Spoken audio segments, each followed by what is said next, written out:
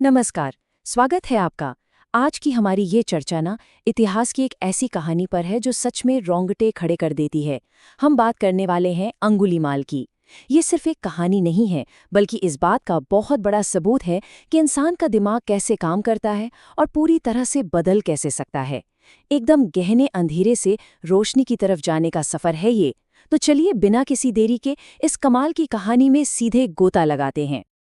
अब जरा आंखें बंद करके सोचिए, प्राचीन मगध साम्राज्य के वो बेहद घने और डरावने जंगल। इन जंगलों की गहराइयों में एक ऐसा खूंखार डाकू छिपा है जिसका नाम सुनकर ही लोगों की रूह कांप जाती थी। और पता है उसका खौफ किस बात का था? उसकी उस भयानक माला का, जो उसने अपने शिकार हुए लोगों की कटी हुई उंगलियों से बनाई थी। जी हाँ, उंगलियों की माला। इसीलिए उसे अंगुलीमाल कहा जाता था। ये मामला इतना खौफनाक था, बिल्कुल किसी ट्रू क्राइम स्टोरी जैसा, कि लोगों ने उस जंगल की तरफ देखना भी छोड़ दिया था। पूरा का पूरा इलाका दहशत से लकवाग्रस्त हो गया था। अगर हम उस वक्त के हालात देखें ना, तो वो कुछ ऐसे थे जिन पर आज यकीन करना मुश्किल है। एक तरफ राजा प्रसेनजित की विशाल हथियारों से लैस पूरी की पूरी शाही सेना थी, और ये सेना इस अकेले डाकू से इतनी खौफजदा थी कि जंगल में घुसने तक की हिम्मत नहीं जुटा पा रही थी। और दूसरी तरफ एक अकेला सन्यासी, बिना किसी हथियार के, बिना किसी सुरक्षा के, लेकिन सबसे बड़ी बात, बिना किसी डर के। सोचिए जरा, पूरी सेना डर से कांप रही है और ये शांत सन्यासी बिल्कुल सीधे उस खतरे के मुंह में चला जा रहा है।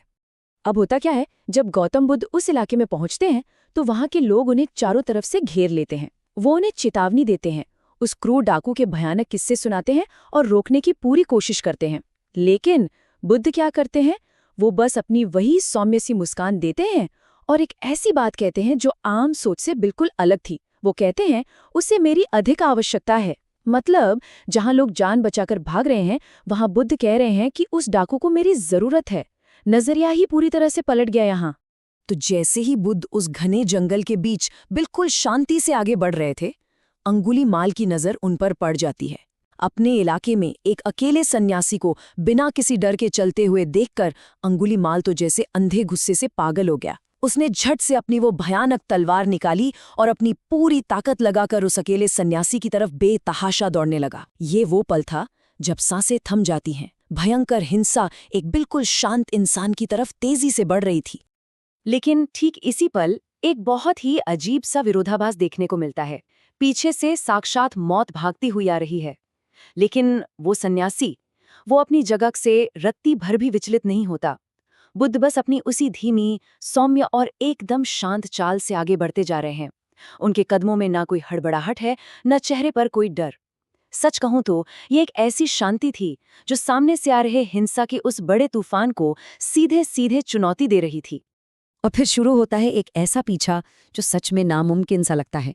मैं आपसे पूछता हूँ, क्या ये मुमकिन है कि एक इंसान अपनी पूरी जान लगाकर पागलों की तरह दौड़ रहा हो और वो किसी ऐसे इंसान तक ना पहुंच पाए जो बस आराम से टहल रहा है? अजीब है ना? लेकिन यहाँ बिल्कुल यही हो रहा था। अंगुलीमाल दौड़ दौड़ कर बुरी तरह हांफने लगा था, पसीने से लथपथ था, लेकिन वो किसी भी तरह उस धीरे धीरे चलते सन्यासी तक पहुंच ही नहीं पा रहा था। फासला जैसे कम ही नहीं हो रहा था। थकान अब उस डाकू को पूरी तरह तोड़ने लगी थी। आखिरकार पूरी तरह से पस्त होकर, अपनी बर्दाश्त के बिल्कुल किनारे पर पहुंचकर अंगुलीमाल पूरी ताकत से चीखा। उसकी सांसें बुरी तरह फूल रही थीं और उसकी आवाज में एक अजीब सी हताशा थी। वो चिल्लाया, ठहर जा सन्यासी, रुक जा। और बुद्ध के कदम वहीं रुक गए। उन्होंने पीछे मुड़कर देखा और एक ऐसा जवाब दिया जिसने उस डाकू को अंदर तक हिलाकर रख दिया। बहुत ही शांत और गहरी आवाज में उन्होंने कहा, अंगुलीमाल, मैं तो कब का ठहर गया, लेकिन तुम कब ठहरोगे? जरा इस बात की गहराई को महसूस कीजिए। ये कोई मामूली जवाब नहीं था। ये सीधे अंगुलीमाल के दिमाग और उसकी आत्मा पर किया गया एक सटीक वार था। यहाँ ना इस ठहरने वाले शब्द का एक बहुत ही कमाल का डबल मीनिंग निकल कर आता है। अंगुलीमाल इसे सिर्फ शारीरिक रूप से रुकने के तौर पर देख रहा था, लेकिन बुद्ध ने इसे एक आईने की तरह उसके सामने रख दिया। एक तरफ है बुद्ध का ठहरना, जिसका मतलब है हिंसा को हमेशा के लिए छोड़ देना, मन के अंदर के गुस्से और नफरत को रोक देना। और दूसरी तरफ है अंगुलीमाल की दौड़, जो उसकी कभी न खत्म होने वाली वासनाओं, क्रूरता और पाप की एक अंधी दौड़ थी। कहानी अब उस जंगल की दौड़ से निकलकर सीधे मन के युद्ध में बदल चुकी थी। इसके बाद बुद्ध ने अंगुलीमाल को एक बहुत ही आसान सी लगने वाली चुनौती दी। उन्होंने कहा, पहला काम, पास के पेड़ से मुट्ठी भर पत्तियां तोड़कर लाओ। अब अंगुलीमाल के लिए ये तो बाएं हाथ का खेल था। उसने तुरंत अपनी तलवार से पत्तियां काट दी। फिर बुद्ध ने दूसरा काम बताया, अब इन टूटी हुई पत्तियों को वापस उसी पेड़ की डालियों से बिल्कुल वैसे ही जोड़ दो। ये सुनते ही अंगुलीमाल जोर जोर से हंसने लगा। उसे लगा कि ये सन्यासी तो पागल है, ये क्या बेतुकी बात कर रहा है। अब यहीं से अंगुलीमाल के दिमाग में एक नया सवाल उठना शुरू होता है। क्या किसी टूटी हुई चीज को सच में वापस जोड़ा जा सकता है?